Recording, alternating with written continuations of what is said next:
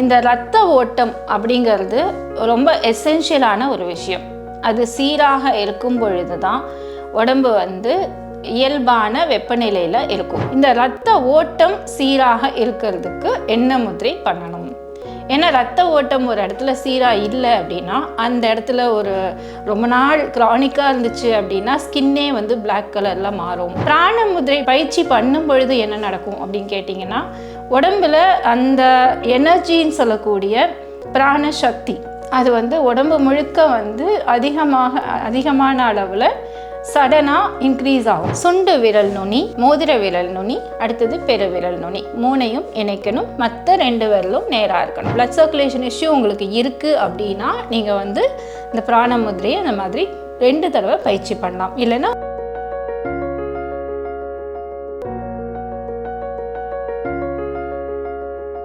Health cafe Tamil நேயர்களுக்கு வணக்கம். இப்போது நிறையா நோய்களுக்கான தீர்வாக ஒவ்வொரு முதிரையாக நம்ம நிறைய முதிரைகள் பார்த்துருக்கோம். ஒவ்வொரு முதிரையும் நீங்கள் பயிற்சி செய்து பலனடைஞ்சு வர்றதுல எனக்கு ரொம்ப மகிழ்ச்சியாக இருக்குது. ஸோ இன்றைக்கி நம்ம ரொம்ப முக்கியமான ஒரு முதிரை தான் பார்க்க போகிறோம். அதாவது பிளட் சர்க்குலேஷன் உண்டான முதிரை. இந்த ரத்தம் அப்படிங்கிறது நீர்த்தன்மை உள்ளது. ஸோ இந்த திரவ வடிவிலான இந்த ரத்தம் ஒவ்வொரு மனிதருடைய உடலிலும் அவங்களுடைய வெயிட்டுக்கு தகுந்த மாதிரி இருக்கும். 1 கிலோ வெயிட்டுக்கு 70 ml வரைக்கும் அவங்களுக்கு ரத்த ஓட்டம் இருக்கும். அப்ராக்சிமேட்டா ஒரு ஹியூமன் பீயிங்க்கு மேல் ஒரு 5.5 லிட்டர்ஸும் ஃபீமேலுக்கு 4.5 லிட்டர்ஸும் பிளட் அவங்க பாடியில் இருக்கும். இந்த இரத்த ஓட்டம் அப்படிங்கிறது ரொம்ப எசென்ஷியலான ஒரு விஷயம். அது சீராக இருக்கும் பொழுது தான் உடம்பு இயல்பான வெப்பநிலையில் இருக்கும். இரத்த ஓட்டம் அதிகமானால் வெப்பநிலை அதிகரிக்கும்.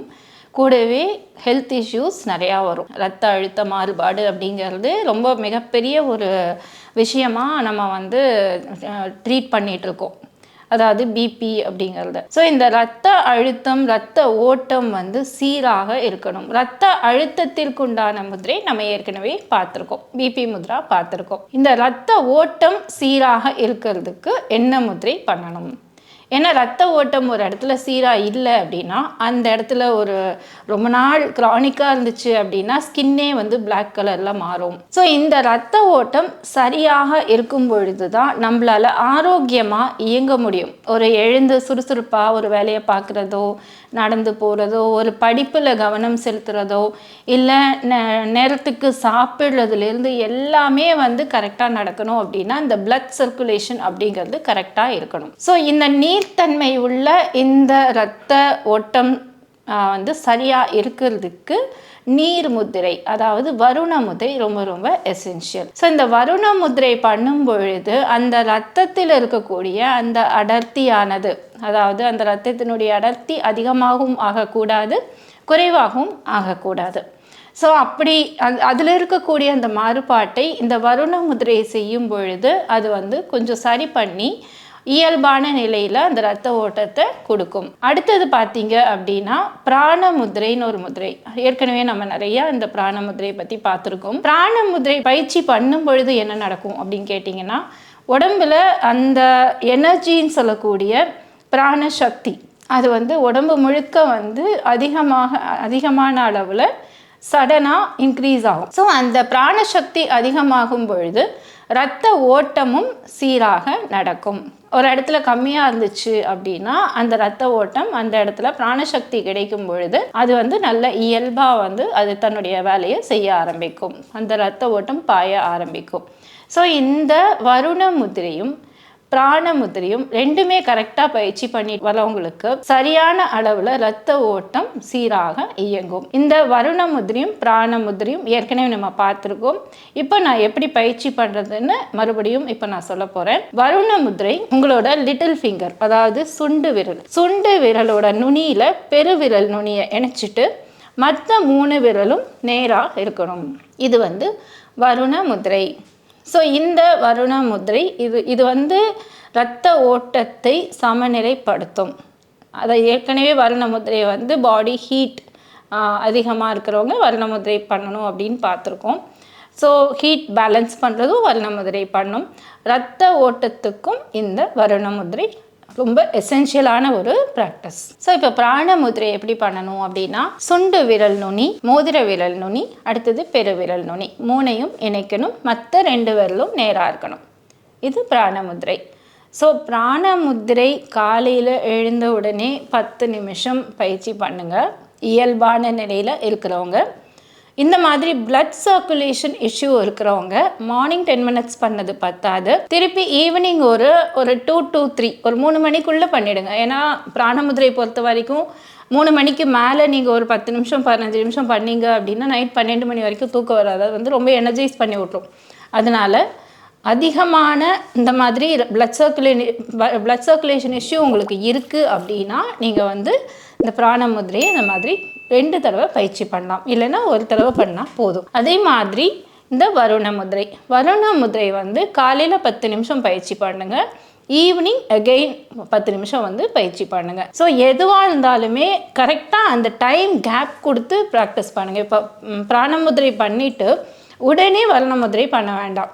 ஒரு 15 மினிட்ஸாவது கேப் கொடுத்துட்டு அதுக்கப்புறமா நீங்கள் வருண முதிரை வந்து ப்ராக்டிஸ் பண்ணலாம். இன்னொரு முக்கியமான விஷயம் என்ன அப்படின்னு கேட்டிங்கன்னா, இப்போ பிளட் சர்க்குலேஷன் அப்படிங்கிறது, இப்போ காலில் உங்களுக்கு பிளட் சர்க்குலேஷன் சரியாக இல்லை அப்படின்னு வச்சுக்கோங்களேன், அதுக்கு நம்ம ருத்ர முதிரை சொல்லியிருக்கோம்.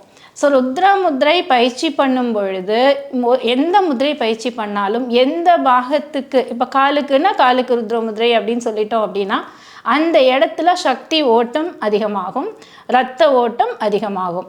ஸோ அந்த இடத்துல உங்களுக்கு இரத்த ஓட்டம் ருத்ர முதிரை பண்ணாலே அதிகமாகும். காலில் மட்டும் உங்களுக்கு பிளட் சர்க்குலேஷன் இல்லை அப்படின்னா அதை பண்ணலாம்.